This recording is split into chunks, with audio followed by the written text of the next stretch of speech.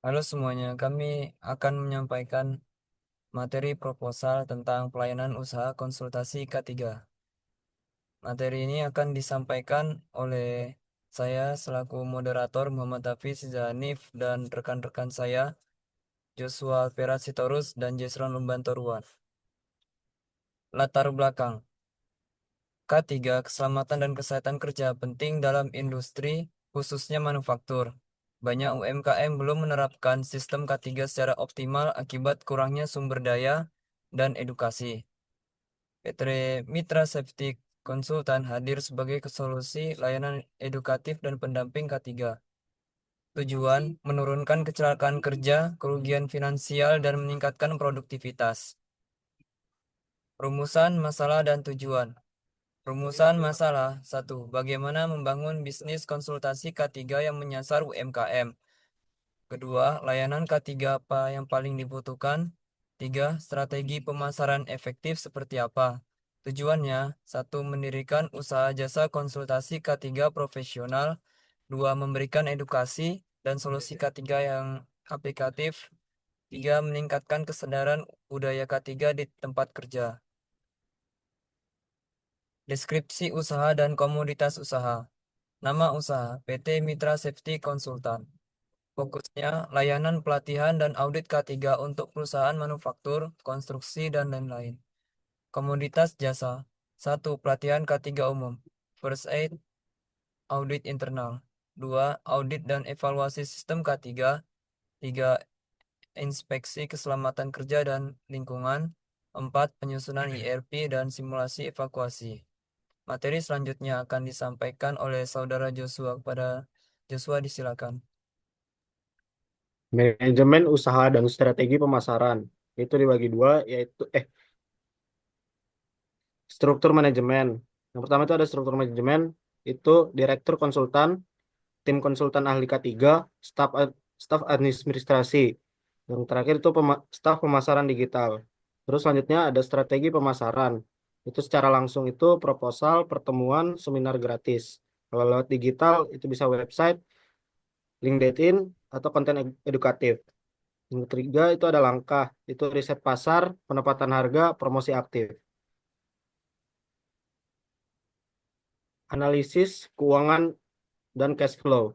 Kita punya modal awal itu 8 juta. Pendapatan dari pendapatan itu 2,5 sampai 4 juta. Rata-rata 2 sampai 3 3 bulan. Terus laba bersih per bulannya itu ada 4 sampai 7 juta. Proyeksi laba tahun pertama itu kita dapat 60 juta, tahun kedua kurang lebih 95 juta sampai 100 juta. Terus produk tambahan ketiga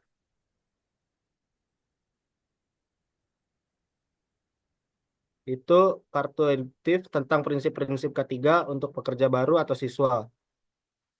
Itu tahap produksi. Riset, yang pertama itu ada riset kebutuhan pasar, yang kedua itu desain produk, yang ketiga itu uji fungsi, yang keempat finalisasi dan produksi. Lima, branding dan SOP penggunaan.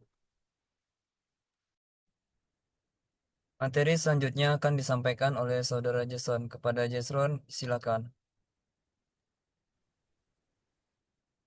Kemudiannya adalah pengemasan dan regulasi layanan. Ada beberapa aspek penting yang harus diperhatikan. Yang pertama, sebagai program ketiga tersebut merupakan terstruktur dan berbasis kebutuhan klien. Kemudian komunikasi mudah dipahami sehingga dapat menarik secara visual. Kepatuhan hukum yang tercantum dalam Undang-Undang Nomor 1 1970 atau Permenaker.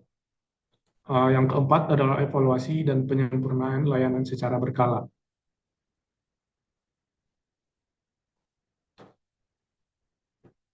Strategi pemasaran layanan ketiga.